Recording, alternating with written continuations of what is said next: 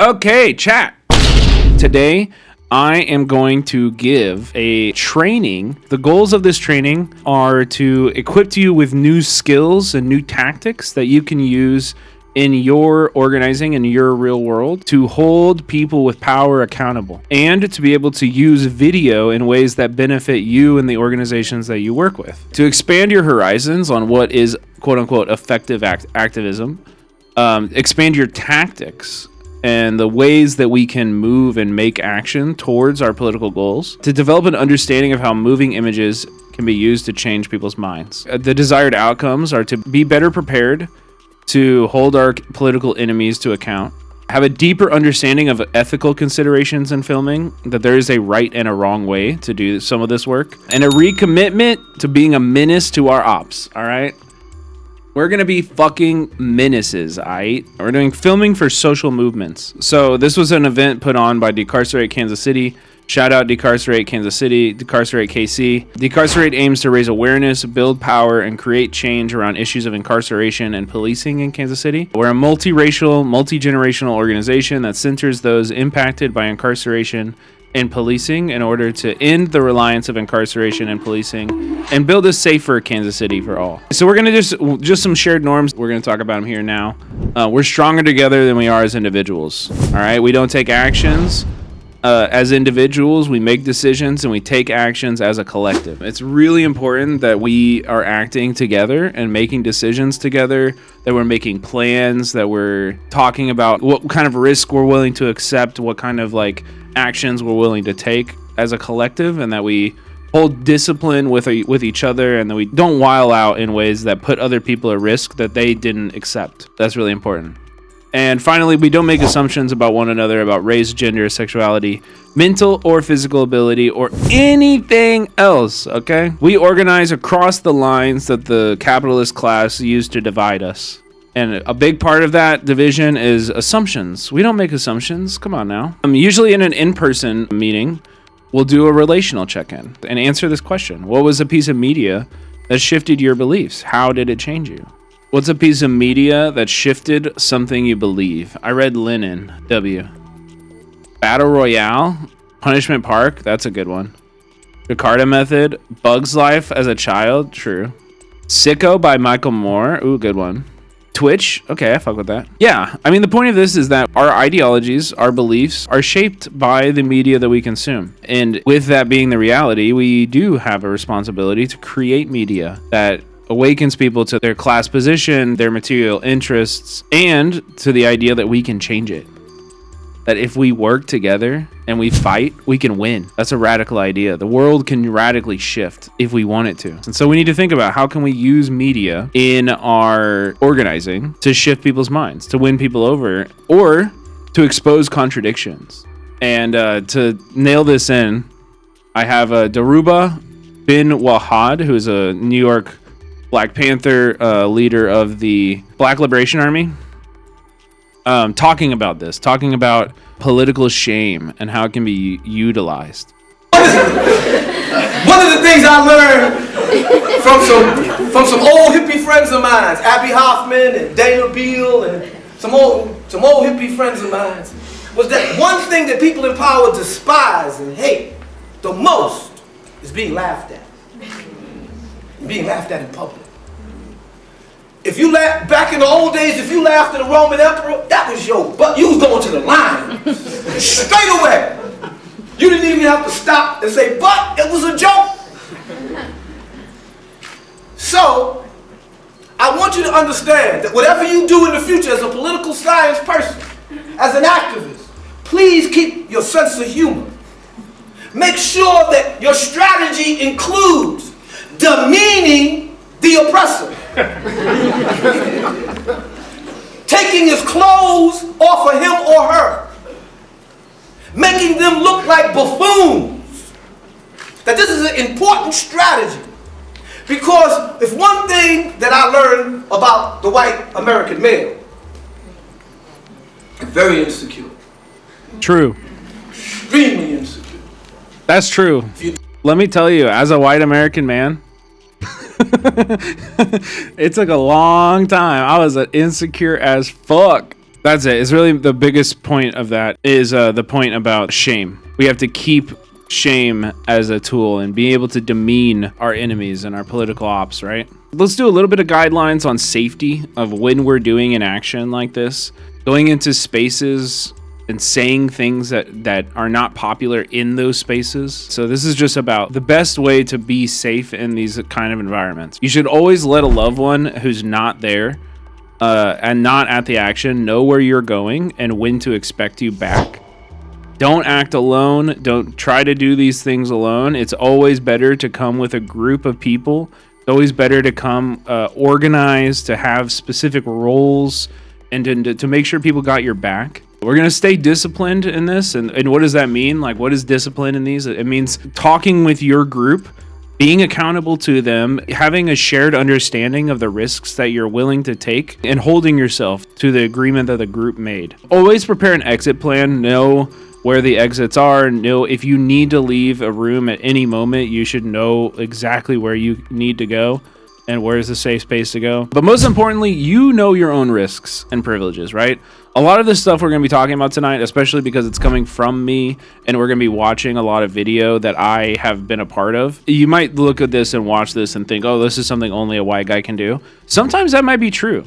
I know, like, I was taught a lot of this stuff from other people of color who are more at risk, but I think, this goes both ways. If you are able to accept more risk for whatever reason because of your privileges, you also have an obligation to kind of take on the risk in that moment, right? Like, it shouldn't just be our black and brown and marginalized friends who are taking these risky actions. Like, we need to step up and we need to use our privilege for good in that way. I'm not saying that everything that I'm talking about in this is going to be applicable to every other person. Again, you know your own risk tolerance. That being said, you should always prepare for arrest. If you're going to an action where arrest might happen, where you might catch a trespassing charge or public nuisance charge or something like that, do you have bail funds set aside? Does the organization have the capacity to be able to do a jail support for you or your comrades? Is this something that you're making an informed choice about, or is it something that you're going to be thrusting an activist community into preparing in a panic? Always disable Face ID or biometrics on your phone if you're at risk of arrest. Police do not need a warrant to search your phone if you have Face ID or even like fingerprint unlocking on your phone. It's best to have like a six digit or more code that unlocks your phone. That makes it a lot harder. Also, film everything. We are talking about filming things in this video, capturing evidence and filming it so that you can have the truth about what happened, and we're not entirely relying on police recounting, that you can counter their claims if you make sure you're filming things, right? Wear masks. COVID is still a real thing. Protect your neighbors, protect yourself, and protect your identity. So we're going to start off by talking about bird dogging. Now, if you've been a longtime viewer of the channel, you'll know what bird dogging is. So bird dogging is a form of activism used by a wide variety of organizers, climate defenders, anti-Zionists, healthcare activists, that aim to demand politicians or powerful figures answer our question. This is a tactic that's used to expose hypocrisy of politicians, indifference, to smear their public image, or to ultimately polarize the public. So essentially what it is on camera, filmed, you find in person, you find a powerful person, somebody who's doing something wrong that needs to answer for that wrong. It's used by a ton of different kinds of activists, right?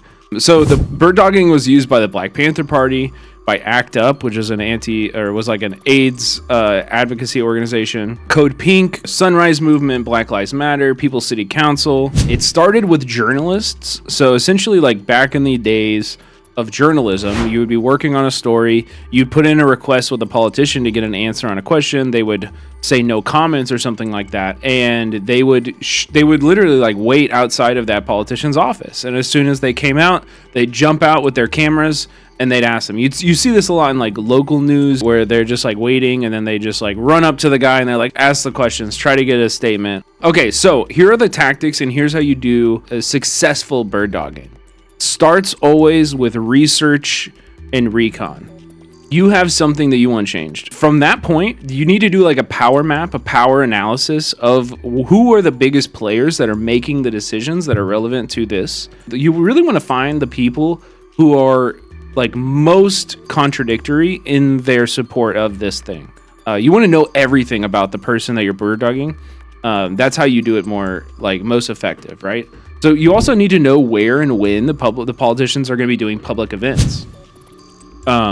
This might include like having a person on your team or in your organization who is just scouring these politicians' social media pages. If they're posting that, hey, I'm going to be at this event on this day, that's an opportunity to do a bird dog. This person's coming out in public. They don't get to come out in public without hearing the thoughts of the public, all right? They want to just be able to go out into your community and act like they're part of the people. Like they are exposing themselves to the people all the time, right? And we can use this. If they're going to be accountable and they're going to come out into my neighborhood, they're going to hear what I fucking think about the way that they're running my city, right? You can also find like opposition organizations that hold events with lax security, like places where politicians frequently hang out, setting up community reporting avenues, right? Like something like that. But really, like in all realism and not getting too far ahead of ourselves, social media is where you're going to be finding this information. You need to identify the issues facing your community, who is responsible or has the power to change it, and pick your target. Pick the person that you're going to be asking the question and drilling, and you need to know everything about them. You need to know what their stance is, how they present it, the rhetoric that they use, and you need to use all of these things to find a contradiction and drive your fucking thumb in that crack as hard as you can, right? That's really the goal of this. Watch interviews that they've done previously. Have they been asked this question that you're looking to ask before? Have they been asked it? What was their answer? Find their contradiction and their principles and their worldviews, right? Then you move on to messaging.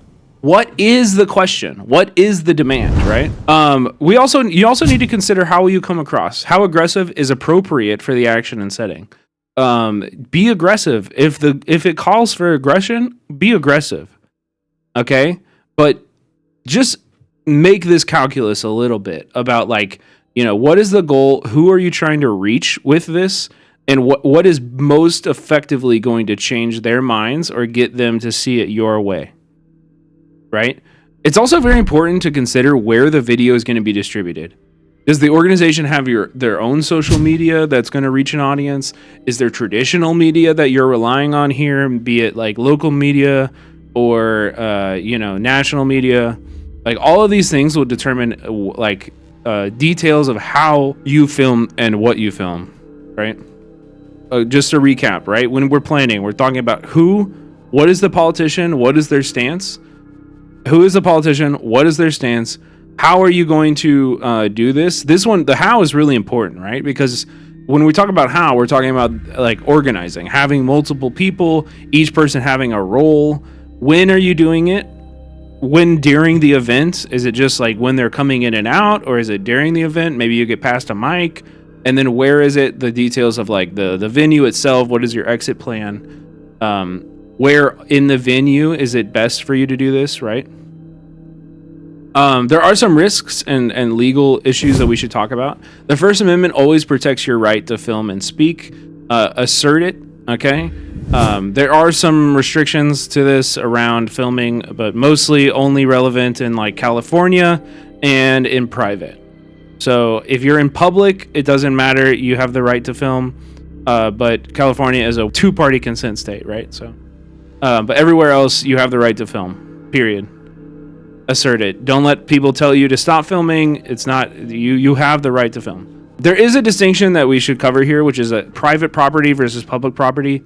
If you are on private property, the property owner has the right to trespass you if they don't want you at the event. Typically, how trespassing charges work is that you will be given you have to be told you are being trespassed. If you don't leave, we're going to arrest you. And then you're supposed to be given an opportunity to leave. And then you can leave. Now, will this matter? You can definitely still get arrested on a trespassing charge without being warned. Like, cops are going to do cop shit and they're going to lie and it is what it is. But this distinction does exist in law, and it's meant to be observed, right? So if you're like at a public event, at a private facility, you can cause your disruption, and then you're supposed to be given time and the ability to leave before you're arrested. You have the right to film and be on public property, right? Which is like sidewalks, parking lots. Just assert this right. We talked about trespassing. If you have been invited to a private space, you have to be told by a representative of the owner of the space that you are trespassing, and then be given the opportunity to leave. However, there's always a risk of on private property of a trespassing charge, and this risk should be evaluated, especially if you're doing more aggressive with more oppositional figures. This is really important. So before we get to protests, we're going to talk about filming the cops. So this is really going to be focused on community police interactions. So say you are driving around your neighborhood, or maybe you see some flashing lights outside of your front door. Go outside and film the cops. That's kind of like this whole segment, okay? If you can listen to one thing, it's those 3 words: film the fucking cops. Why? Why should we film the cops? Because cops lie. They lie in testimony. They call it test-a-lying. This is what they call it. This is a common term across departments nationwide, is that cops lie. Filming correctly, knowing how to film and how to handle the footage afterwards can greatly help a person beat a charge. It can expose the police's lies. It can genuinely keep people out of jail. Okay? Filming the cops, collecting evidence that we are in control of, is critical. You can also use this to publicly shame, and for the community to have knowledge of who are the killer cops, who are the abusers that are occupying our neighborhoods. This is like one of currently the only ways that we can hold these people accountable. The government, your city governments, are not going to hold killer cops accountable. It's up to us. We keep us safe, and a lot of times that's going to look like us going to high school football games and shouting at the fucking killer cops. Okay. We also do this so that we can inform the community of the threats in our neighborhoods and allow them to act in an informed way about specific individuals, specific cops, things like that. Also, filming cops and filming police interaction. This is a way that we can let them know that we're watching and we have their back and we're on their side. And this should be really, really apparent and like clear to the person that you're trying to help. It's really, really important that when you approach a scenario like this, you communicate with the person, right? Always be attentive to the wishes of the person being targeted regarding filming. Usually you want to come up and be like, hey, I'm filming just to make sure, like, to hold these cops accountable. I'm filming the cops mostly. I'm going to keep you out of the frame as much as I can. Asking them what their name is. Do they have anybody that they want you to call? Like, these are really important. And this is true of ICE activity. This is true of police activity. Being there in service of the person that's being targeted is the most important thing. That's priority number 1. This means even if the person is like, hey, don't film me.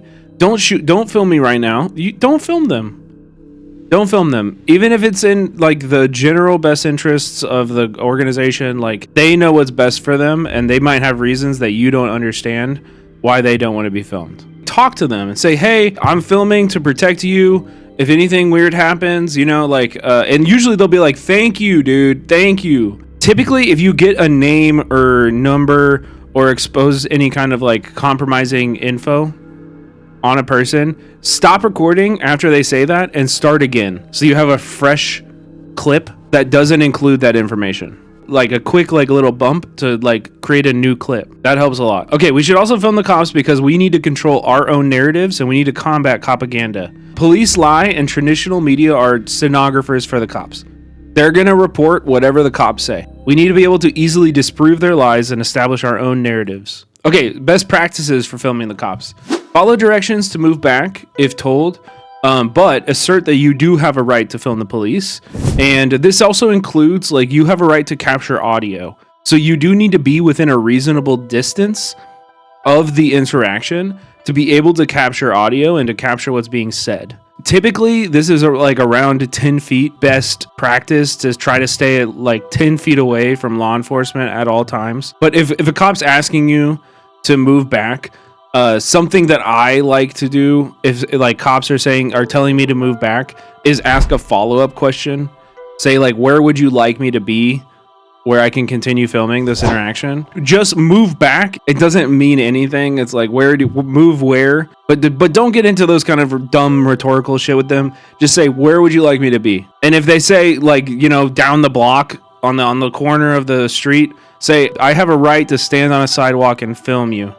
Like, this is my First Amendment protected right. Be water. This is critical. The worst thing you can do in interactions with law enforcement is, like, become a rock and get really stubborn and get very, like, set on exactly how you think it needs to go. Water moves. Whatever we need to do to avoid arrest, we do it. You need to stay calm. You need to be disciplined. And you need to film the police. And when I say film the police, I mean film the police. I'm not saying film your comrades, right? We're not here to collect evidence for the state. Always try to frame out non-state actors and only film the police. If it's not possible to film without compromising the identity of the person being targeted, move. Get a better position. Don't film people being targeted if you can avoid it. A big question that I think a lot of people are wondering about is, should you film horizontal or vertical? And the answer, unfortunately, is not very cut and dry. In general, like, you should think about, where is this going to be distributed? Do I have a social media that I can post this on where it's going to get the attention it deserves? Then vertical is probably the better option. But if you're going to be relying on, like, traditional media or giving it to the news or something like that, horizontal is better. It also depends on what you're filming, right? Is it like a single stop that you're trying to obscure the surroundings of because there's other stuff happening or there's a bunch of people around that you don't want to film? Vertical is better for that. Vertical is really good for filming one person. Are you trying to get a large number of cops blocking a road and film like a wider frame? Then horizontal might be better for that. Okay, now this is going to be about filming protests. So why should we film at protests? 1, visibility. If visibility is a goal of a mobilization, we cannot count on the media to represent us. We cannot just plan an action and think, oh, well, if we get enough people out, the media is just going to show up and they're going to represent us fairly. This is not how this works. The media will do everything that they can to misrepresent you, especially if you're doing something good. I assumed it was unsafe to record during protests. This is really good to know. It depends on the action. I think people in general are, like, too absolute about their advice regarding protests in general. And you should always defer to the organizers of a protest, right? There's a right and a wrong way to do this. But filming the cops, you can't really ever go wrong. And I think there's, like, some actions where the goal of the action is to increase visibility about a topic or a policy. And if that is the goal of the action, you need to do that. You need to be visible and increase the visibility. I think if the cops are the only ones filming, we are in a worse spot. Do we take the same approach with ICE agents like we do with cops? For sure, yeah. We should definitely be filming ICE all the time. Media will create their own narratives. They will replay the most offensive 10 seconds of a 4-hour action and use it to spin their own optics and create their own realities. We saw this at UCLA. We saw this with the encampments over and over again. Small TikToks, 10-second clips are used to slander the entire movement. And if we're not creating and making our own narratives, it very easily spirals out of control, and it justifies real violence and real brutality being used against us. So the second reason we should film protests is for narrative control. Filming police counter protesters, instigators, agitators, and others who wish to disorganize our mobilization can provide context to reactions. This is important. As we saw at the UCLA encampments, like, these agitators come in order to get a reaction. And if we don't see the action that justified that reaction, it can seem completely out of place and uncalled for.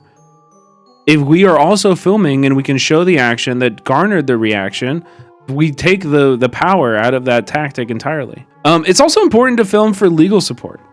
I've had footage that's been submitted to class action lawsuits on behalf of mass protest movements against the police. Police brutality at protests routinely lead to class action lawsuits. Having documented proof of brutality can help protesters with legal fees, medical reimbursement, and avoiding criminal charges. If you know people who have been brutalized at protests before, they're desperate to find footage of them being brutalized because it's critical to their cases and to being able to pay for the things they need to pay for. You know.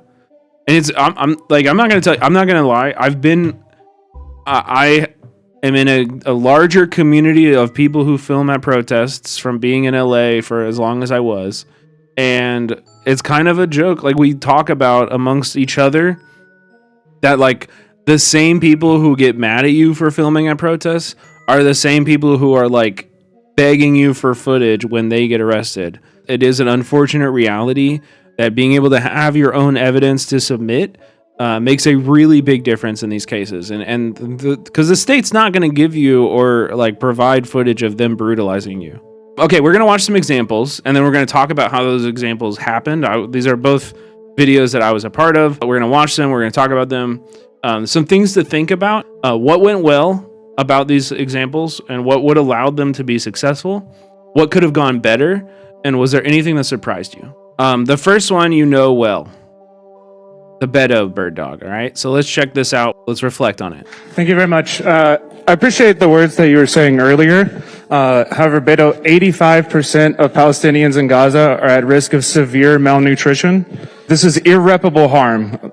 70,000 children, if they don't get food in the next month, are going to die. Like I said, I appreciate the words and the strength that you talked with about it earlier, but there's one thing you didn't say, and that is calling it a genocide and calling for a full arms embargo, an arms embargo on the state of Israel. I really appreciate your question. And I have really not wanted to answer this question. I've read, I don't know how many articles. If you're like me, what is the definition of genocide? And is what Israel's doing, does that meet the technical, the legal, the commonly understood definition of genocide? And here's the other challenge. Folks, says it is. Folks, if you ask a question, I should be able to answer, right? Okay, also immediately, right? He's getting flustered. He's picking me out of the crowd, and he's like, hey, I should be able to answer. Yes, it is a genocide. There you go. Okay, here's our next question. Sorry about that. Here we go. There were two parts of the question. Look, buddy, look. I'm going to give you some advice. Arms embargo.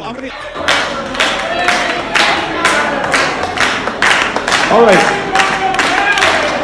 We heard you. Hell yeah. Okay. This is a different kind of action. This is a much more aggressive action. This is in Los Angeles, September 2nd, 2022.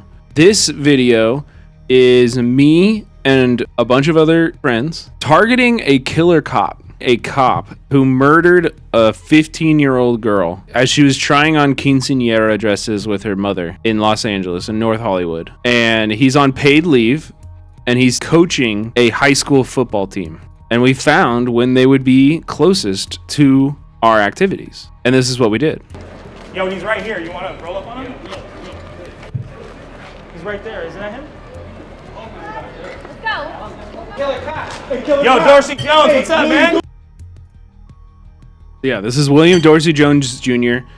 He shot Valentina Oriana Peralta while she was in a changing room at a Burlington coat factory. How dare you show your fucking face? Kill a cop! Who's the guy who killed that little girl? You killed a 14-year-old! You killed a 14-year-old! He's a teenager! Fucking coward! You're right! W Film the Police LA. And you fucking hired him! You work with a fucking killer cop! You work with a fucking Hey, yo, you're complicit in murder, you piece of shit! He killed a 14-year-old! Let's go, let's get in the game, cool. Yo, William, we're right here for your ass, dog!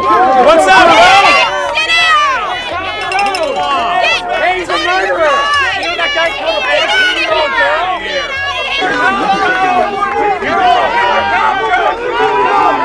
You're a killer cop! You killed a 14-year-old! Come on, killer cop! You fucking killer cop, piece of shit!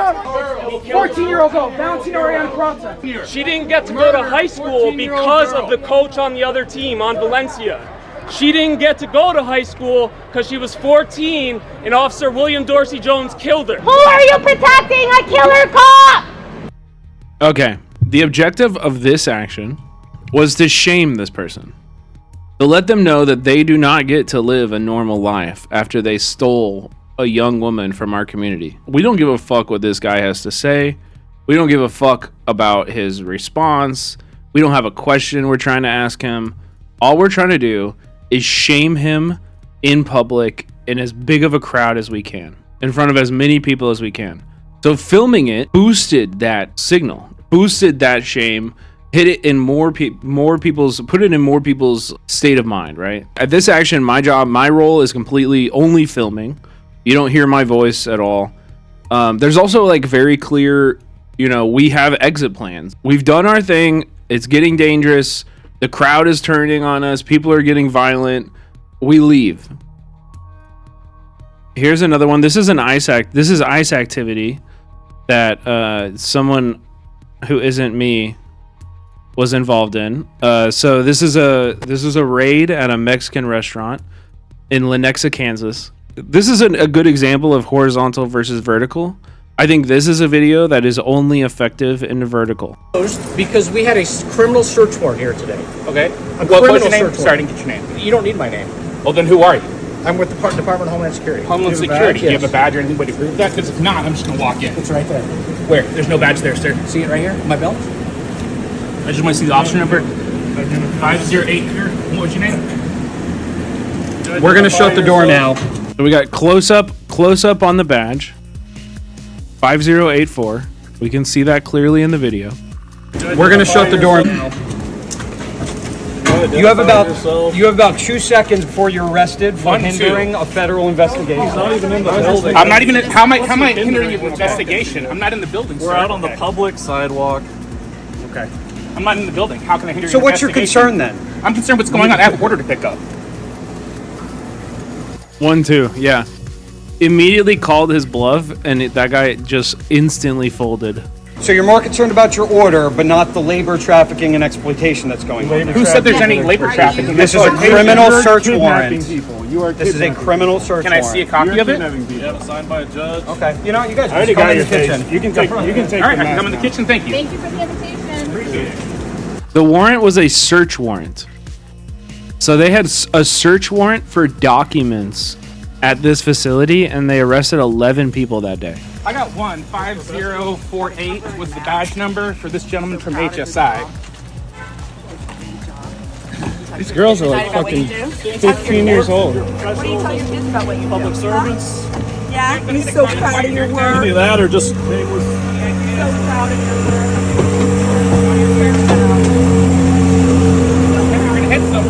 It was a judicial warrant, just not. It was but it was a search warrant. It wasn't an arrest warrant.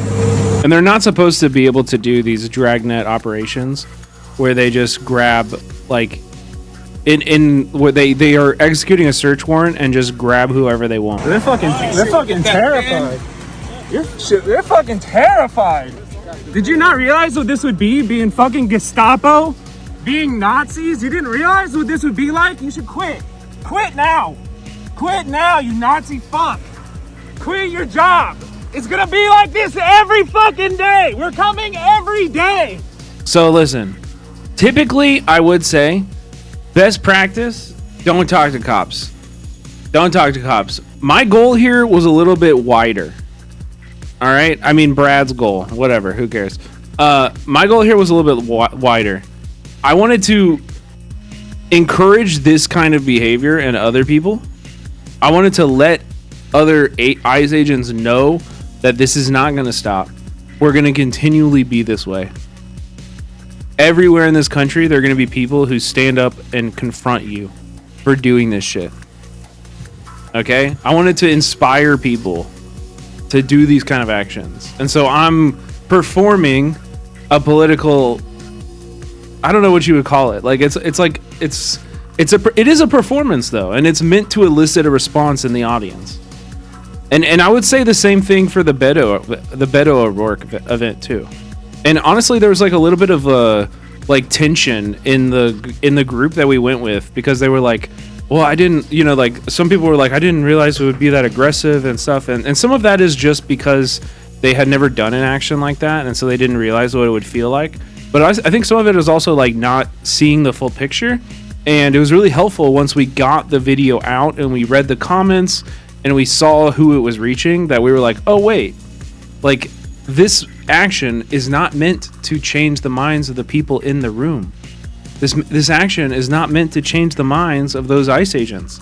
This action is meant to inspire people to get involved and to have an urgency that they don't have now with a specific topic that we are activating around, right? It's to demonstrate defiance and a bravery and a ruthlessness that we all need to inhabit and embody in our activism. I'm not saying I don't know if I would recommend doing this, right? Yelling at Nazis and cursing and stuff like that. This is gonna hinder the ability for this to be used in a court case. But I'm not where we came into this action. The people detained were already gone, right? Like, this honestly isn't that relevant for a court case unless it's like a court case about the search warrant or about their behavior during the search warrant or something like that, right? This is very useful for framing narratives, for collecting information on ICE's behavior and framing narratives.